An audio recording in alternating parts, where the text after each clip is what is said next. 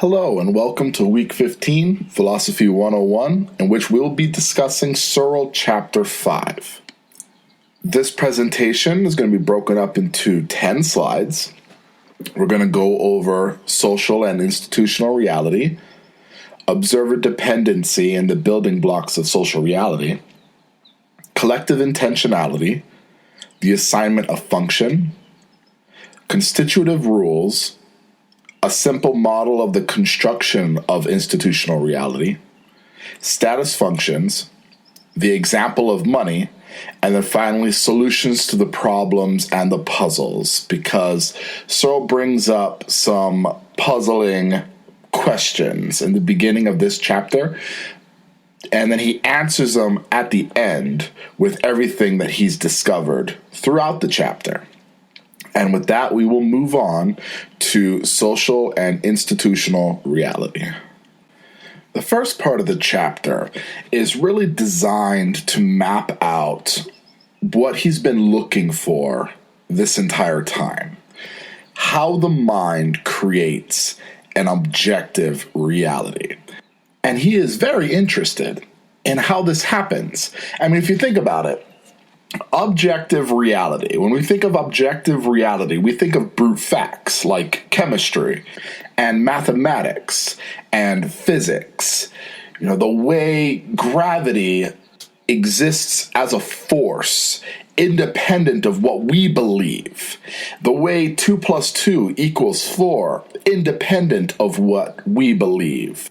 The fact that DNA and proteins are key molecules of a cell nucleus. These are all objective, brute facts that exist outside in an independently existing world. But upon further examination, it's discovered that through our language, through our common minds, we also create objective facts. And that is fascinating to Searle. You know, money is an objective fact. Obama being president in 2015 is an objective fact. So how is it we create these objective facts that build our social universe through subjective means? Because our minds are subjective. Our language is subjective. The way we come together, assign laws, build our social reality is all through subjective means. So this is what Searle is aiming at. This is what this entire book was aimed at finding out. How we build an objective reality. And Searle realizes something. If he can explain how we create money, which is an objective fact that a dollar bill is a dollar bill or a $20 bill is a $20 bill, he can find out the inner workings of how we create a social universe. Because what inevitably applies to money would inevitably apply to our social universe. Because it's subjectively created, we do create it, but it's objective in its existence in the outside world. See, these are two different things. One is we created it, we invented it, so it's subjectively created, not like a mountain, which is objectively created outside of our experience. But the knowledge that it is money is objective. The fact that it is a $20 bill is an objective fact. A person might want that $20 bill to change into a $100 bill, yet it would still remain a $20 bill. So Searle asks himself, what facts about it make it money? You know, we find that chemistry and physics are insufficient to answer the question.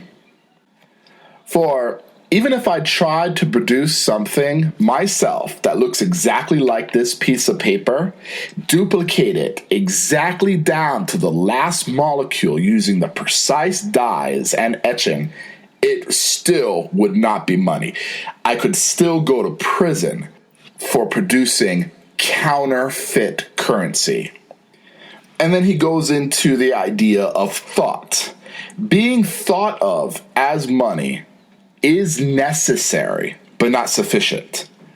Now, necessary means it is an integral part of the overall theory. We need to eventually produce an answer that includes the thought of money.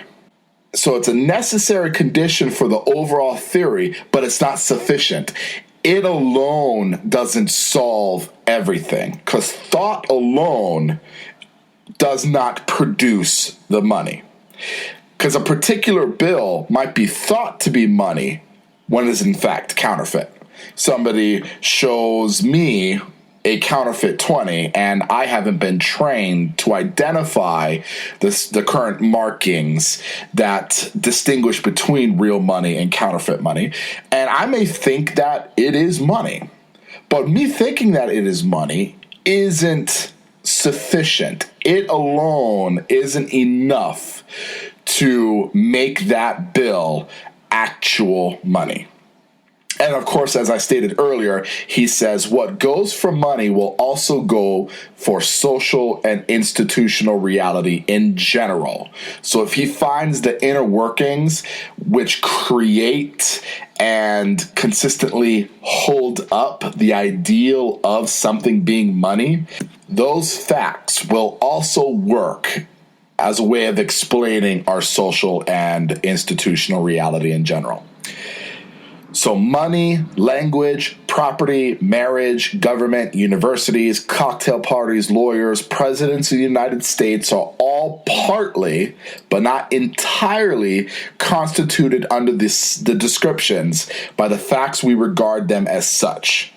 All of them do rely on the fact that we believe this person is president. Joe Schmo can walk up to me and say, I'm president of the United States right now, and it doesn't matter what he thinks. I don't entirely believe it. We as a community, we do not entirely believe it. But there is an aspect of communal thought that creates money, language, marriage, government, universities, cocktail parties, etc. I won't go over the whole list again. But there is an aspect of us believing it is so that creates these certain individual aspects of our social reality. So then he goes over the puzzles. The first puzzle is, how can there be an objective reality that is what it is only because we think it is what it is? So as he stated earlier, a communal effort of thinking what establishes the factors necessary to be marriage creates marriage. When we come together and we establish what fundamental aspects form government, we actually form government. So how can there be an objective reality that is what it is because we think it is what it is? Now, if something is only money or property or marriage because it is believed to be money or property or marriage, then we have to ask ourselves, what exactly is the content of the belief? What is it about a belief that creates an objective reality? And it cannot rely on the belief itself. Because if the belief was necessary and sufficient as that's all that is required, then it's going to generate circularity in its creation. Money only exists because we think it exists.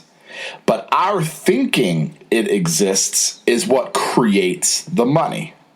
So money only makes sense because we think of it as money, but then at the same time, us thinking that it's money is what creates it. So to avoid this regress, Searle believes we need to explain the concept of money as it occurs in the belief that something is money without using the concept of money. We cannot use a singular concept of money to create money because then it's going to generate a circular argument. The second puzzle is, how can institutional reality function causally? As usual, Searle's going to talk about the causality of creation because he's trying to demonstrate how brute facts of our neurons firing, of our molecular structure, create institutional facts. So there is a line of causation that comes from our cellular foundations to an objective institutional reality. How does it come about that in a world consisting entirely of physical and chemical elements, there is a causal efficacy to the institutional reality of money, government, universities, and so on? So that's the second puzzle. The third puzzle asks, what exactly is the role of language in institutional reality? Because we know there has to be this aspect of language that gives rise to things. When I say, I promise I am going to come and see you, the act of me saying this promise is the promise. It creates the promise. The promise doesn't exist unless I utter such a promise. When I look at my boss and I say, I've had enough, I resign, the act of me saying I resign is the resignation. So language does have a role, a crucial role in the building of this institutional reality. But we have to discover what exactly is the role of language, because language, if anything else, is entirely subjective. Now, these are puzzles that he brings up in the beginning, so they should be in the back of your mind throughout the entire reading. And then at the end, he answers every single one of them. And with that, we'll move on to the next slide. Observer dependency and the building blocks of social reality. Now Searle states what are the building blocks of social reality, and that he must clarify one distinction before he gets into these three elements. The first distinction is between observer-dependent and observer-independent features of the world. And this is really just a review, because we have gone over the difference between something that's observer-dependent and something that's observer-independent.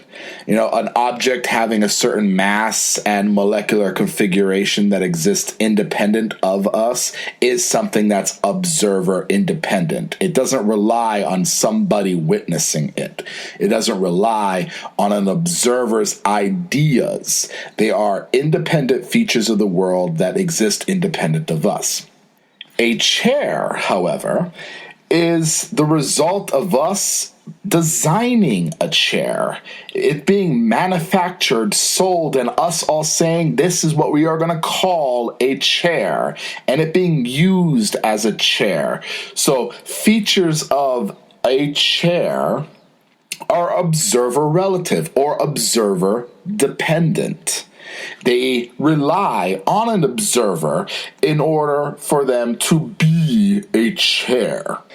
And so quickly states that natural science deals with the observer-independent phenomena, force, mass, photosynthesis, etc., while the social sciences deal with the observer-relative phenomena, elections, balance, payment problems, social organizations, etc. Now that he has stated this distinction, he says that we are concerned with the facts that a set of observer-relative institutional phenomena can have epistemically objective existence, even though their ontology is observer-dependent, and thus contains an element that is ontologically subjective. Institutional phenomena, social facts, are observer-relative. They depend upon us for their existence. And yet the knowledge that this is a $20 bill I am holding in my hand is objective. And the fact that Obama is president in 2015 is objective. So epistemically, or concerning with knowledge, those are objective facts. Their ontology, however, their existence is observer dependent. They exist because we have created them. So their ontology is subjective. They wouldn't exist without a set of individuals believing that they exist. That is why Searle states that we need to be concerned with that which is observer relative or institutional phenomena and how we create it. So now that we've gone over this distinction, he states that the three elements that create our social reality are collective intentionality, the assignment of function, and a certain form of rule that he is going to call a constitutive rule or constitutive rules. So those are the three building blocks of our social reality. This is how our social reality comes to being. He's finally stating it outright. All of social reality contains these three elements, and then he's going to go over these three elements. So remember this for the final. These are the three building blocks of social reality: collective intentionality, the assignment of function, and constitutive rules. Collective intentionality. So to repeat, intentionality was that general term for all the various forms by which the mind can be directed at or be about or of objects and state of affairs in the world. So Searle realizes there's a different kind of intentionality when we are doing things together or when people are working or cooperating with one another. And that is what he says is an interesting form of intentionality that is the form of we intend, we believe, and we hope, and so on. So if I have a we intention, I must also have an I intention, because if I'm intentionally doing something as part of our doing something, then I must intend to do my part. So he says that collective intentionality, which is this we intentionality, does contain semblances of an I intention, but doesn't reduce merely to an I intention. Let me explain. I can have an I intention where I choose to sit here and read a book. I intend to go out and drive my car. I intend to go and get something to drink in order to quench my thirst. Those are I intentions. I can have a we intention where I'm going to say we are going to lift this log together. When I am lifting this log, there is a semblance of an I intention because I am intending to do it, but it's not merely an I intention. Because as I'm doing it, I am doing it under the guise that we are going to work together. It is a joint act.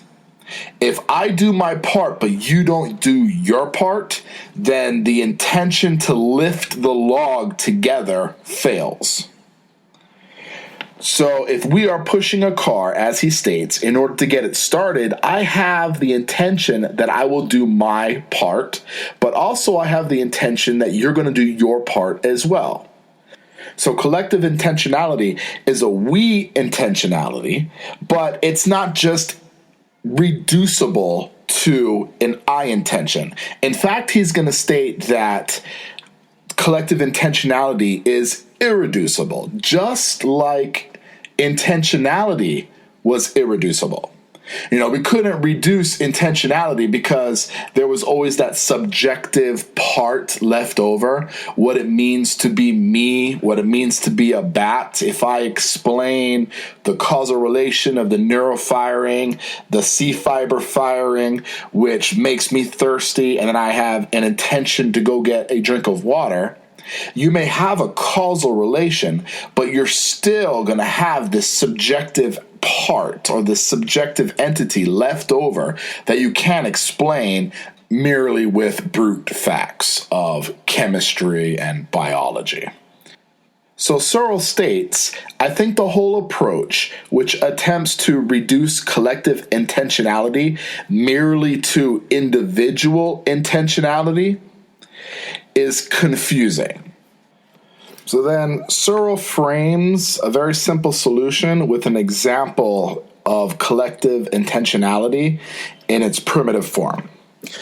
It is the form we intend, even though it is in my individual head. I am succeeding in cooperating with you, then what is in your head will also be of the form we intend. So, methodological individualism does not require that all intentionality be expressed in the first person singular. What this means is, intentionality does not need to be expressed or reduced to I intentionality. As I stated before, intentionality in the brain can be of the we intentionality or the collective intentionality. Because when I'm going to help someone move something or play a pickup game of basketball, there is a we intentionality to this. We are going to play a game. We all have the idea that we are going to cooperate in a quote-unquote basketball game.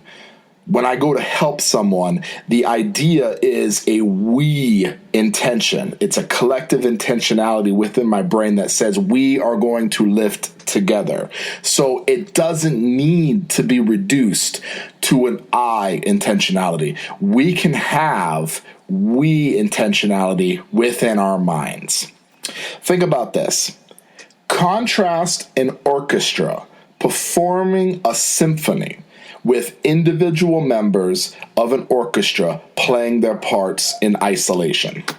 So on one hand, you have an orchestra where they're all playing together, following the maestro, which creates a symphony. And on the other hand, you have a bunch of them in their own little booths playing by themselves. Maybe they're wearing headphones or whatever they may have, but they're all practicing alone.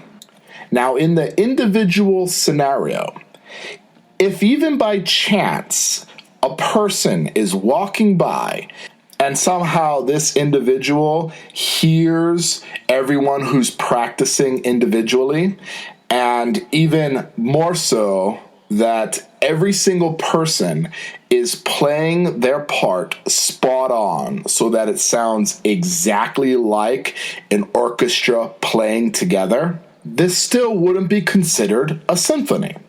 And the reason why it wouldn't be considered a symphony is because a symphony requires collective intentionality. It requires collective effort, just like a football game requires collective effort. Without it, they're simply practicing, because practicing alone is individual I intention. Therefore, it's not a symphony, and nobody would call this a symphony, even if by chance they are all synced with one another, that it sounds exactly like a symphony, it still wouldn't be one. A symphony requires collective intentionality. It requires collective effort. This is just practicing. This is individual practicing. So remember that, because this question is probably going to be on the final.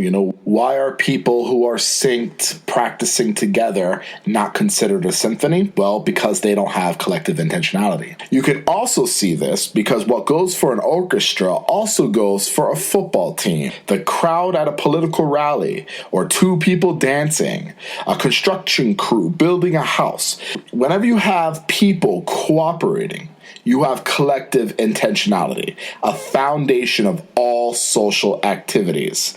If I am playing a game by myself and I'm imagining that I am scoring the winning touchdown, I'm not actually scoring a touchdown. Because scoring a touchdown involves a quarterback. It involves the quarterback throwing the pass to someone else or handing off to a running back, and then that person scoring on the opponent's goal line. These things require collective effort. They require collective intentionality. A person playing alone is not going to score an actual touchdown. So I hope that makes sense, because as he states, collective intentionality is the foundation of all social activities. A social fact, as any fact, involves two or more agents who have collective intentionality. So even to have a social fact alone it involves two or more people who have collective intentionality. That makes something money, makes something a crowd at a political rally, makes something a symphony. So human beings have this remarkable ability that enables them to go beyond mere social facts to institutional facts. And these facts come from a collective intentionality. And with that, we'll move on to the second building block, the assignment of function. The assignment of function. So the assignment of function is the second building block needed to construct an institutional reality. The first was collective intentionality. Now we have the assignment of function. And the assignment of function is our general capacity to assign functions to objects where the function is not intrinsic to the object, but has to be assigned by some outside agent or agents. For example, when a monkey uses a stick to reach bananas, they assign the function of the stick to now be a banana picker. When we use a stone for digging, we are assigning a function to the stone that makes it a shovel or something that is shovel-like. These functions aren't intrinsic to the object. A person doesn't look at the stick and say, this is a banana picker. It's not inherent to the stick. It is not intrinsic to the stick. Something that's intrinsic to the stick is that it's wooden. Yeah, it's brute facts. But we can assign functions to inanimate objects. We do it all the time. My father would grab a stick and say, this is my back scratcher now, and don't break my father's back scratcher or he will be really angry. He's able to assign a function just like all of us are able to assign functions, and even animals, as we see with the monkey. Monkeys that can even use a stick to dig down in ant holes, and they lick the ants off the stick. So it's like an ant trap at the same time. So we can assign functions to objects that they don't have unless we assign to it. It's not intrinsic or natural to the object itself. So the functions that we assign are observer relative, in that they only exist relative to an observer or agent who assigns the function. And that's pretty obvious. My father's back scratcher, when somebody comes to visit, they're probably not going to look at this stick and say, hey, that's a back scratcher. It's only a back scratcher to the person who assigned the function to the back scratcher. He may be able to pass that down and let them know, hey, that's my back scratcher. But the fact of the matter is, the function of the back scratcher is observer relative. It relies on the observer in order for it to be a back scratcher. Now, if Searle stopped here, that would be one thing. But he takes this to the next level and states that all functions are observer relative, in that they only exist relative to observers or agents who assign the function. Now, this is disguised from us by the fact that we often discover functions in nature. For example, we discovered the function of the heart to pump blood. But he says that we only make that discovery within the context of a presupposed teleology. And teleology means an end goal. When I say that ethically, utilitarianism has a teleology, it has an end goal or an end purpose. The purpose to amount the greatest good, for example. The greatest good is my end goal. The teleology is the greatest good. But when we look at a heart, we say its function is to pump blood. This is what we do. We've assigned this function, and this function doesn't seem to be observer relative. Whether or not I believe it or not, the heart is still pumping blood. But this is not what Searle's saying. Searle's saying the function of the heart is observer relative, and we are the ones who assigned the function of the heart pumping blood. Now, this only makes sense because he contrasts two different things. He's not saying that the heart causes the pumping of blood. He's saying when we assign a function, we assign a purpose. So when we bring up that, no, you see, the heart pumps blood, he's saying, well, you can say that the heart pumps blood in that causally it is one link in a myriad amount of chains that circulate the blood through your system. That's one thing. But to say the heart's function, its purpose, its teleology is to pump blood, well, that's observer relative. And this is how he makes the argument. He says when you state that the heart's function is to pump blood, you're introducing normativity. And normativity means that we have a set standard that we assign to normal. We say you have high blood pressure when your heart is pumping too strong, or you have low blood pressure when your heart's pump is not strong enough. So when we say that a function of the heart is to pump blood, we're establishing normativity. We can now talk about a good heart versus a bad heart disease, and so on.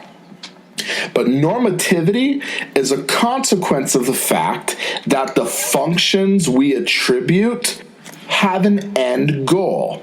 They contribute to life and survival. So that's why we say the function of the heart is to pump blood. Because guess what? If we valued death, then the heart would be dysfunctional. If we could grasp this, if we can put ourselves in the kind of frame of mind where we want and welcome death, and death is actually essential to us, then the heart would be dysfunctional. The normativity that we value is now that which promotes death. So disease, we would seek out disease, we would seek out illness, and their function is to promote what we want. So he's saying when we start establishing normativity, we're throwing in things that are observer relative, because the function that we assign relies on the fact that we value life. So that's why we establish or state that the heart's function is to pump blood, because we value the circulation of blood to keep us alive. And that value is observer relative. It's observer relative in the fact that it relies on our belief that life is better than death. So that's the argument he's making. You really don't need to buy or believe it at this point. You just you need to understand what he's saying. And that's really the overall idea in this course. We want to understand what the philosophers are saying. So he says that when you establish function, you establish normativity, a right heart or a good heart and a bad heart, And when you establish normativity, that basis of normativity is established because you value one certain thing over another. And the valuing of one certain thing over another is relative to an observer. Therefore, all functions are observer relative. Functions are never observer independent. Causation is observer independent, but function itself adds to causation a normativity or an end goal teleology. So that was Searle's argument, but I think I can give an example to better clarify how functions are observer relative. Imagine a vampire, a vampire who doesn't have a beating heart, but he seeks out hearts to consume. The consumption of hearts is what gives him life. So for him, the function of a heart is not to promote blood circulation. No. The function of a heart is to feed him, is to give him what he needs for survival. The function of a heart is now food. So you see how functions are observer relative, because it's based on our understanding that a heart is a pump. But on the case of a vampire who needs to feed on a heart in order to survive, the function of a heart is like a food that he needs in order to survive. And of course, now he establishes a normativity. A good heart would be one that has a lot of blood and sustains the vampire for a long amount of time. And a bad heart would be one that doesn't have a lot of blood, and so he has to seek another one out immediately. And so again, now the normativity is observer dependent and really observer relative. I hope this example helps to alleviate some confusion. And with that, we'll move on to constitutive rules. Constitutive rules. So Searle states, I have all along been talking as if we had a satisfactory notion of an institutional reality in addition to a brute reality, but we need to state some presuppositions of that assumption. Basically, Searle is stating that he doesn't believe we have a satisfactory understanding of institutional realities, or how we create institutional realities. We have a pretty good understanding of how we create brute realities by finding facts outside in the world, but he doesn't believe that we have a solid understanding of institutional reality just yet. He makes a distinction between brute facts and institutional facts. And of course, the brute facts are facts that are observer independent. Facts like the sun is 93 million miles from the earth. It doesn't rely on an observer. These are mathematical facts. There are brute facts in chemistry. There are brute facts in physics. And obviously, there are brute facts in astronomy. So he wants to distinguish between a brute fact and an institutional fact. And institutional facts are facts like I'm a citizen of the United States, that Barack Obama is president in 2015. These only exist within the confines of an institution. But in order to account for the distinction between brute facts and institutional facts, he says he appeals to a distinction between two kinds of rules. You have a regulative rule and a constitutive rule. Now, regulative rules are rules that regulate antecedently existing forms of behavior. And this basically means that they regulate behavior that already exists. They don't create behavior. So a regulative rule would be like driving on the right-hand side of the road. It doesn't create driving. It just simply regulates the act of driving. Driving still exists and can honestly be done on any side. I can drive on the left-hand side of the road, but I'd be going against that regulative rule. Now contrast this with a constitutive rule. Constitutive rules not only regulate, but they also constitute, make possible, or create the form of activities they regulate. Think about playing chess.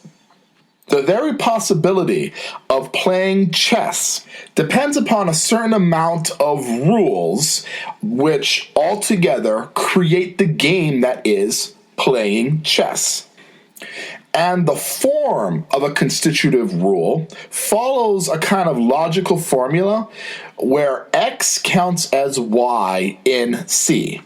Now, those who have never taken logic might be confused by this, but it's just basically algebraic variables, where they can be substituted for things.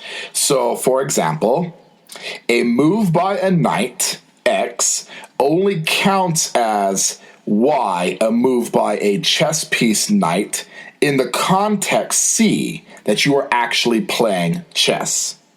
So a move by a knight only counts as a correct move in the context that you're playing chess. It doesn't count as a knight outside of chess.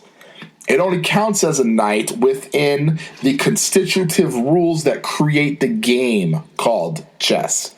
A touchdown only counts as a touchdown X when you cross an opponent's goal line, Y, in the context that you are playing American football, C. So X, Y, and C are algebraic variables. So they follow the logical formula of X counts as Y in C. And that's what he means by this.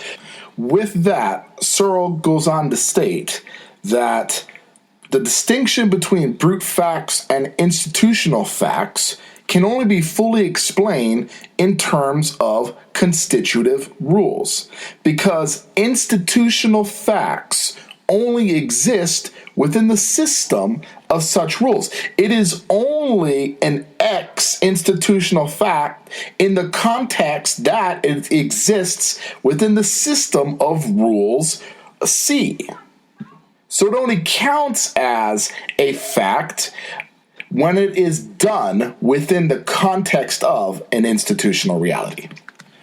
Now that we have a solid understanding of constitutive rules, assignment of function, and collective intentionality, we can move on to see how these three things construct what we know as an institutional reality. A simple model of the construction of institutional reality. Searle states his original thesis from the beginning of this chapter that all institutional reality can be explained using exactly three notions: collective intentionality, the assignment of function, and constitutive rules. And to demonstrate this, he proposes a little thought experiment. He starts with a single person using a stump as a seat or a stick as a lever. Thus, the individual is assigning functions using individual intentionality.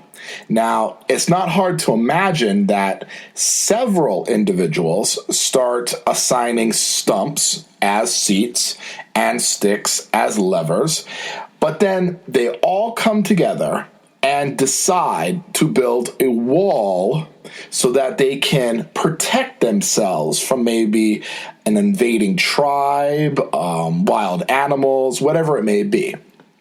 So the wall is put around their community, but the wall has an assigned function in virtue of its physical shape. You know, it's a wall because it is this structure that keeps people out. Its physical shape is what gives rise to its function. A wall is only as good as its ability to keep out wild animals, keep out invading tribes, etc. But for this wall, there are two features essential to the institutional reality that this wall creates.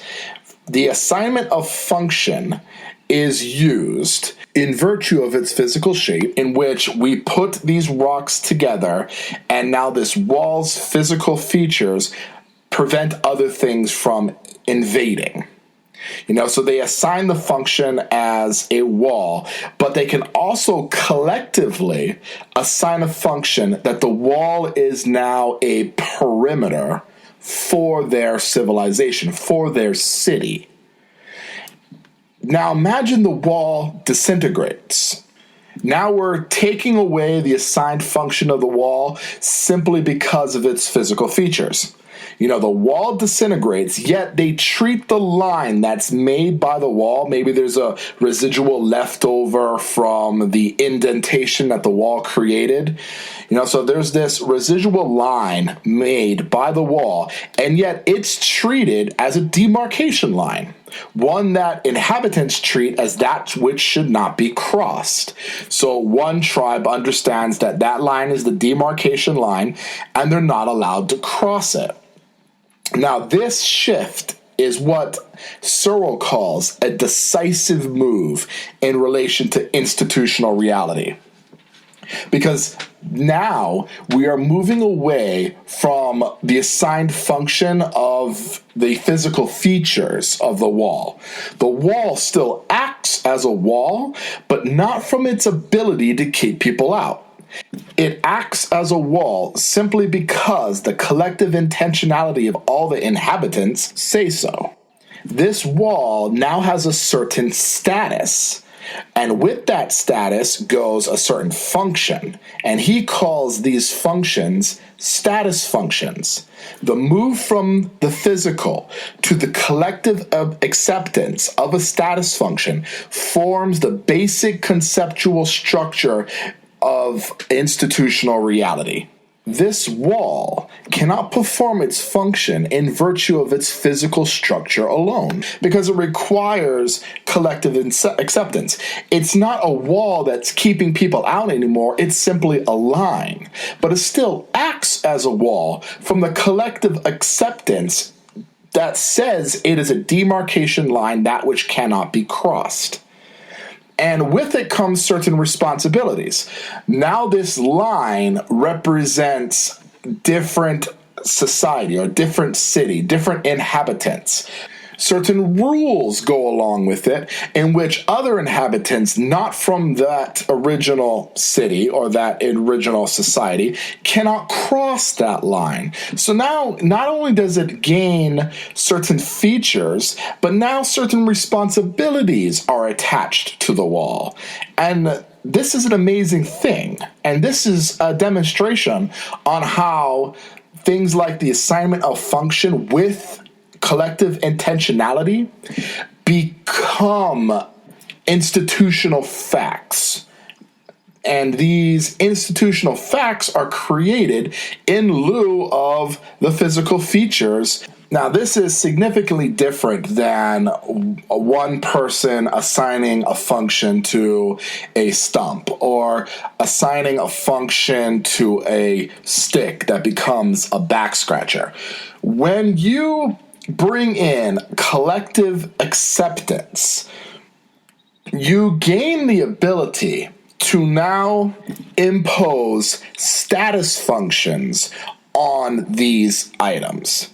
Like, for example, a person decides to take a log and construct a bird, in this case maybe an eagle, out of this log, and then that eagle is perched on top of a pole within their society as a symbol that they are from Eagletown.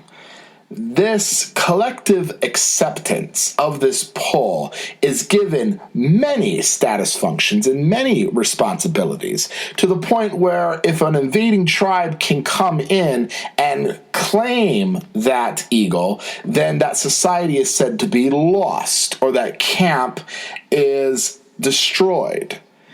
So we have this ability to impose status functions on things that inherently don't have them.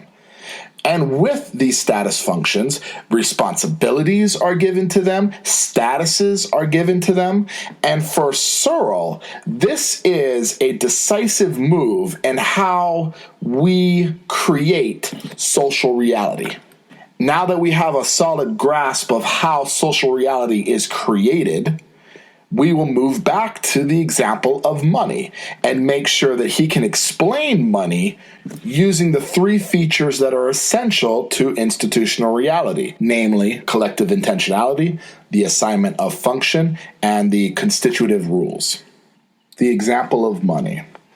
So after status functions, or the example of status functions, Searle states, perhaps the clearest case of this phenomena, the phenomena being status function, is that money cannot perform its function in virtue of physics alone. Now, what he's saying here is money, or the money that we understand, a dollar bill, $20 bill, etc., it doesn't perform its function by virtue of its physics alone. What it's made of, its elements, how much cotton it contains, things of that nature. That is not what gives money its worth. And to demonstrate this, he gives an example of how money came to be. But first, he distinguishes three types of money. The first is commodity money. And commodity money gets its value from a system of bartering. You barter one apple for one orange, or you barter wood for silk, things of that nature. So these items only have worth insofar as somebody else wants them and then you trade them. Then you have contract money, and contract money is contracts to pay some bearer with something valuable on demand. And then you have fiat money, and fiat money is only money from the fact that it has been declared money by some type of fiat or powerful agency. That's why it's called fiat money. Without this powerful agency, this fiat money would have no value. In fact, it has no value of commodity. It has no value as a contract. It's a pure status function. So then he gets into the evolution of money. We start out with commodities. And commodities have functions that are imposed in virtue of its physical features. The value of silver coin is exactly the amount of the silver that is in the coin. So its value relies on the virtue of its physical features. But it's not a good idea to carry boatloads of silver when you are trying to negotiate.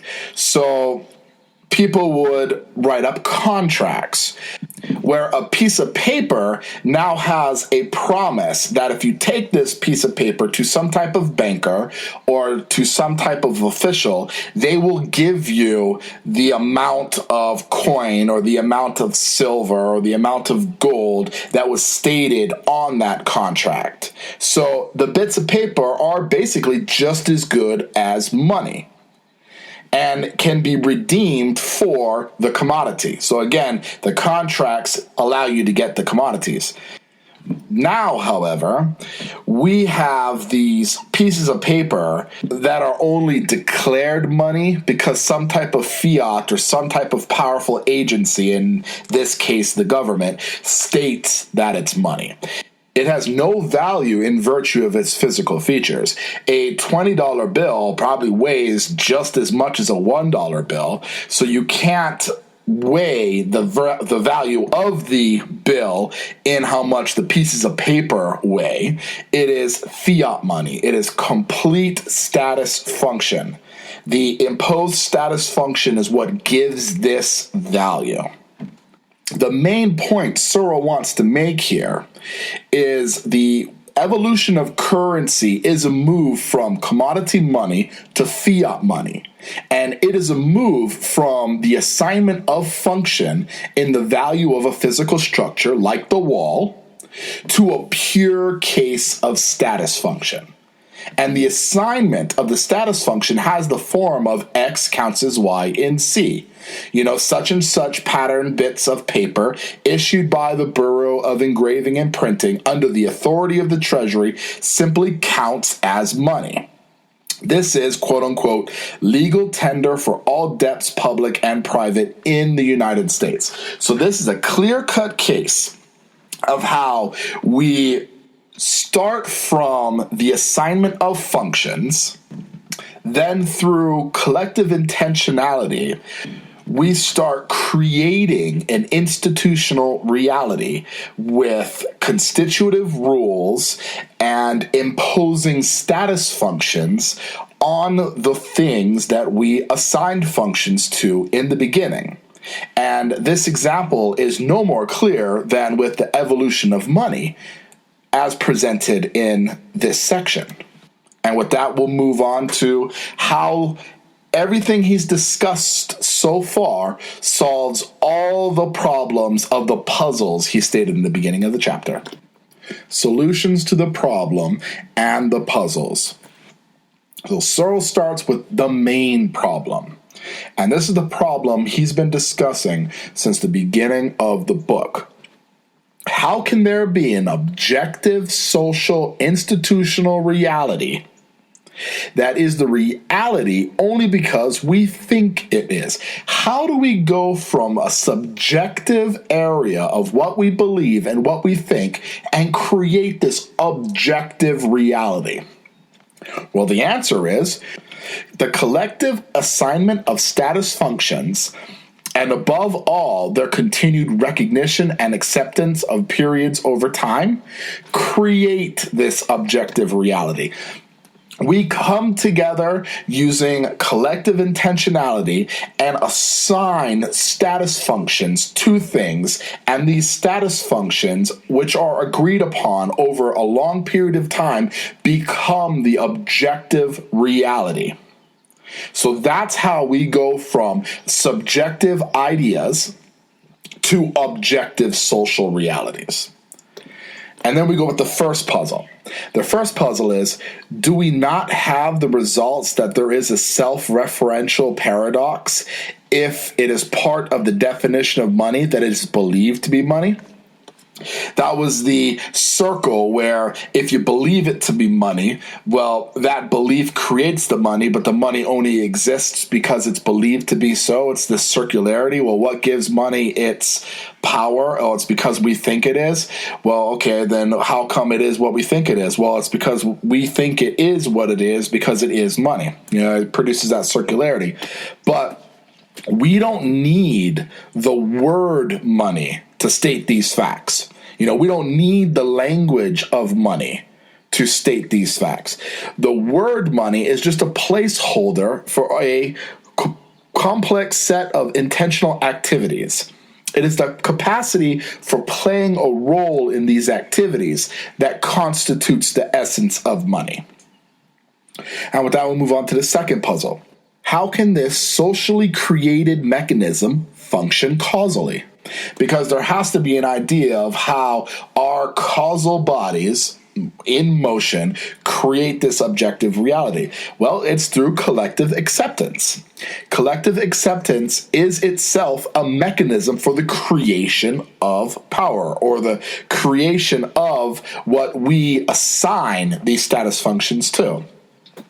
We all have these causal mechanisms in our brain, but it's the collective causal power that creates the objective reality. So the third puzzle is, what is the role of language in the creation of the institutional reality? Because there has to be a role for language. He stated before that it's just a placeholder. The words are just a placeholder, that the meaning really comes from a collective acceptance. But language does have a role in that we create institutional facts by performing certain utterances. "You're hired" is an actual declaration of the hiring. War is declared. Declaring the war itself is itself the declaration, just like a promise. When I promise to do something, the utterance of the promise is the actual promise. So, in constitutive rules, the X term is itself a speech act. Thus, when I say I bequeath my car to my nephew, I am in fact giving and bequeathing my car to my nephew in the right context. It's only bequeathing when it is within the right context. I have a car. I do own it. So constitutive rules demonstrate how these declarations work, because only in the right context would these declarations mean what they mean. If I declare these things without the context of having a car or owning a car, it means absolutely nothing. So why is it we feel in general that language plays a different role in institutional reality from what it plays in brute physical reality? Really depends on the fact that the symbolizing aspect of language is essential to the construction of an institutional reality in a way that it's not essential to brute reality. With brute facts, reality exists completely independent of us. And our statements about that reality are true or false depending upon whether they accurately represent how things are. But what is unique to humans is the ability to impose these status functions and create institutional facts. We create our institutional reality. Brute facts are just true and false if what we say matches the independently existing world. But with institutional reality, we create this reality. And status functions require language, or at least a language-like capacity for the symbolization. So there you go. That's how we solve all the puzzles. With collective intentionality, the assignment of function, and constitutive rules, we create our social reality. We can create status functions. We can create an objective reality. And that's how we do it. Now, this is the end of the chapter and the end of the semester. I have to say this semester was a lot of fun. I really enjoyed watching how much you guys understood the content that I was teaching. This week we will have a discussion board post, and of course you can post a response as well. We will not have the quiz, but with Tarrant County College's rules, you are only given 2 days to complete your final exam. It will open Sunday midnight of the end of this week, and it will be available till Tuesday at midnight. Again, thank you all for a fantastic semester. You know, I can talk about philosophy all day and every day. It's definitely a passion of mine. And if it's not too much to ask, please provide feedback on my teaching style, because I hope to be at Tarrant County for a long time. I enjoy inspiring and I enjoy teaching philosophy. So with that said, thank you all for a great semester and enjoy your well-deserved break.